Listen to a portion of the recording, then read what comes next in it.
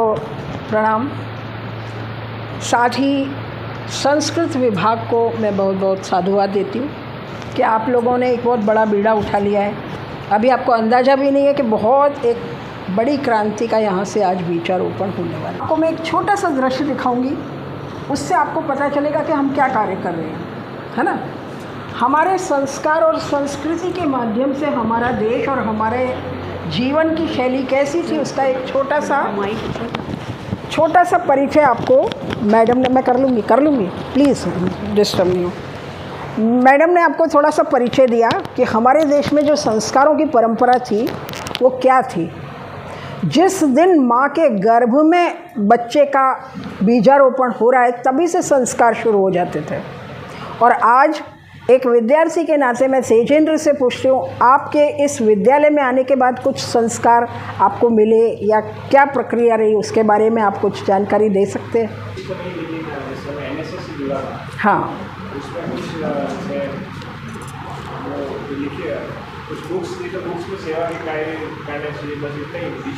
कुछ भी नहीं मिला, है ना। यानी कि जो शिक्षा का केंद्र है वो संस्कारों से बहुत दूर चला गया है ना।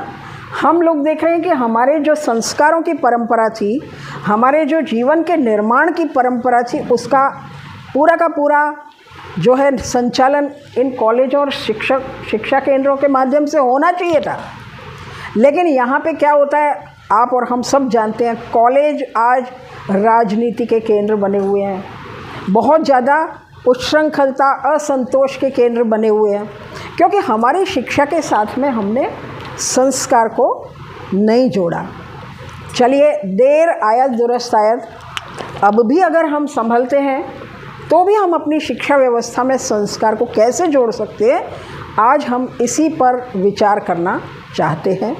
और मैं चाहती हूँ कि कहते हैं कि जब जागे तभी सवेरा। आज हमने ये बात शुरू की है, मैंने शुरू की है, तो भी हम चाहते हैं कि ये जो है अब आप चिंतन शुरू करिए। आप लोग अलग अलग विभाग से होंगे और ये जो श्रमजीवी कॉलेज है, इसको हमने क्यों चुना, इसके दो कारण हैं बड़े। सबसे पहला कारण तो ये शहर के बीचों बीच है, तो लोगों को आने जाने में और अपने केंद्र की प्रवृत्तियों के लिए भी, और हमारा पुराना रिश्ता है, मतलब इतना पुराना रिश्ता है मेरा इस कॉलेज के साथ कि यहाँ आने के बाद आज से लगभग 30 साल पहले मेरा एक पर्स खोया हुआ था जिसमें को बहुत सारी सोने की चेन भी थी, तो मेरे को ये याद रहेगा। तो हम कई लंबे समय से यहाँ पे जुड़े हुए हैं। तो ये जो केंद्र है, और उसी के साथ साथ हमारा जितना भी कॉलेज और यूनिवर्सिटीज़ होती है, उनमें क्या होता है, बच्चों को कैसे आधुनिक बनाया जाए, कैसे विदेश में पहुंचाया जाए, इसमें ज़्यादा ध्यान दिया जाता है। लेकिन ये कॉलेज ऐसा है जिसमें हमारी संस्कृति और विरासत के विषयों को महत्व दिया गया है। जब आप कॉलेज से प्रवेश करते हैं तो आपको ज्योतिष विभाग नज़र आता है, जब आप थोड़ा सा आगे चलते हैं तो आपको संस्कृत विभाग नज़र आता है, जब थोड़ा और अंदर चले जाते हैं तो आपको योग विभाग नज़र आता है। तो एक बहुत अच्छी यहाँ पे बीजारोपण हो चुका है। और एक और चीज़ में मैं आपको बताऊं कि मैं राजसमंद की रहने वाली हूँ, और राजसमंद झील जो है वो दुनिया की, पूरे विश्व में एशिया की दूसरे नंबर की बड़ी झील है। पहली राजसमंद झील है, दूसरी पहली जयसमंद झील है, दूसरी राजसमंद झील है। राजसमंद झील के ऊपर एक बहुत सुंदर संस्कृत काव्य लिखा गया है।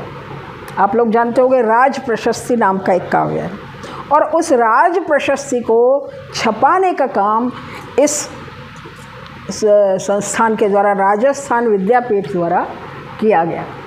तो हम लोगों का जो ये ओरिएंटेशन है इस कॉलेज का, इस यूनिवर्सिटी का, वो प्रारंभ से संस्कृति की तरफ है, इसलिए हम इसको अपना केंद्र बनाना चाहते हैं। और इसके लिए हमारे वाइस चांसलर साहब ने, कुलपति महोदय ने, हमारे प्राचार्य जी मलय पानेरी जी ने, और साथ साथ संस्कृत विभाग को ये जिम्मेदारी दी है। तो हम ये सोचते हैं कि ये एक बहुत बड़ा अच्छा अवसर हमारे इस महाविद्यालय के लिए है।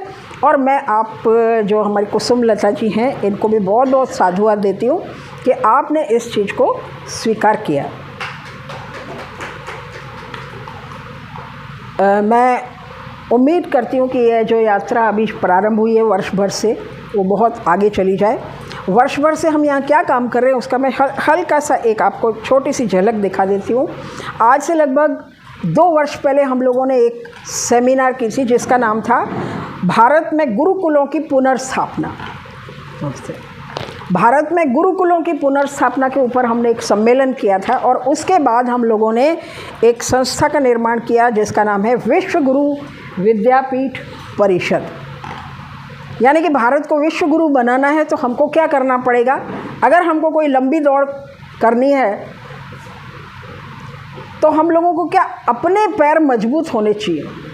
क्या आप दूसरों की बैसाखी को लेके बहुत लंबी रेस पार कर सकते हैं? नहीं कर सकते।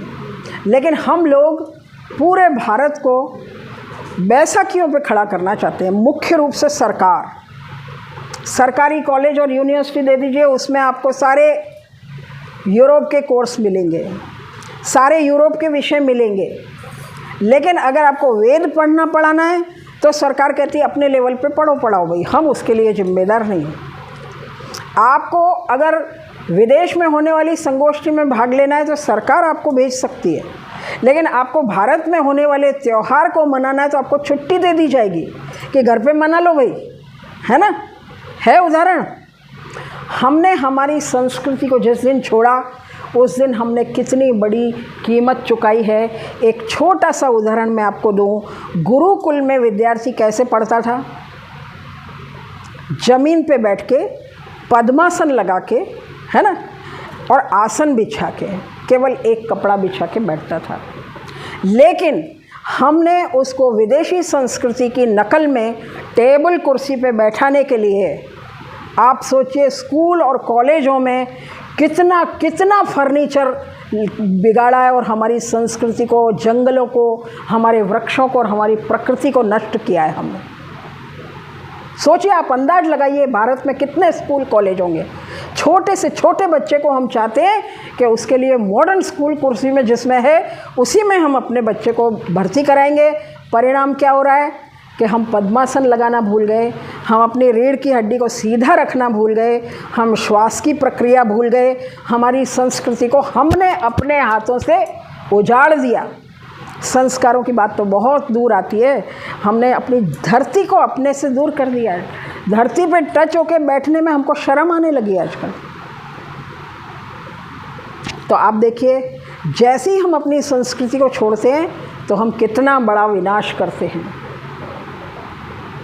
और हम सब लोग, और ख़ास करके हम जो शिक्षक हैं, हम इसके सबसे बड़े दोषी हैं। हम पहले ही दिन जब 3 साल का बच्चा होता है, 4 साल का स्कूल आता है, उसको डंडा मार मार के कहते कि नहीं तू धोती छोड़ दे और तू पैंट पहनना सीख, तू लंबी घाघरी जिसमें अपनी पूरी इज्जत बचती है उसको छोड़ दे और तू स्कर्ट पहनना सीख। स्कूल का मास्टर बच्चों को बाध्य करता है, सरकार बाध्य करती है कि आप विदेशी ड्रेस पहनो। परिणाम आज क्या आया है? 70 सालों बाद आप बाज़ार में घूमने चले जाइए, आपको नए से नए फैशन के कपड़ों से भरे हुए मॉल मिल जाएंगे, लेकिन साड़ी और संस्कार की धोती, कुर्ता, उपरना, ये आपको ढूंढ ढूंढ के जाके लाना पड़ेगा। हमने अपने हाथों से अपनी संस्कृति को नष्ट किया है।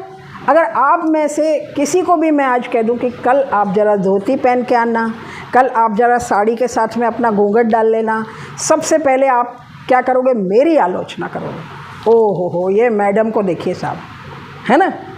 मैं आपकी दुश्मन सबसे पहले बनूंगी क्योंकि मैं संस्कृति की ओर आपको ले जा रही हूँ। अगर ये जो मैडम ने बताया इतने संस्कार आपने अपने बच्चों के किए कि नहीं, मैं एक सवाल पूछ लूँ तो शायद आप लोग इसका जवाब नहीं दे पाएंगे। लेकिन आप चाहते हैं कि हमारा बच्चा इतना सुसंस्कृत हो कि हमारा हर कहना माने। आप चाहते हैं कि हमारा विद्यार्थी इतना सुसंस्कृत हो कि हमारी कभी भी अनुशासन की अवहेलना नहीं करे। लेकिन ये बता रहा है विद्यार्थी, प्रत्यक्ष बता रहा है कि यहाँ शिक्षा संस्थान में तो संस्कार देने की कोई परंपरा ही नहीं है। लेकिन हम उसको उम्मीद करते हैं, किसके भरोसे उम्मीद करते हैं?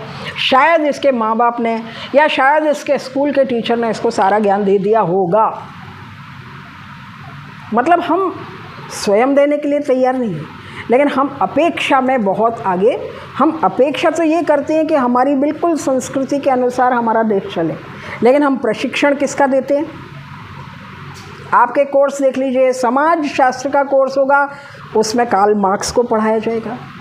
अब आप बताइए कि आपका बच्चा यूरोप जाने के लिए तैयार रहेगा या आपका बच्चा गांधी बनने के लिए तैयार रहेगा? हमने उसको पढ़ाया ही ये सब है, और कोर्स में हम उन चीज़ों को आज भी लकीर पीटे जा रहे हैं।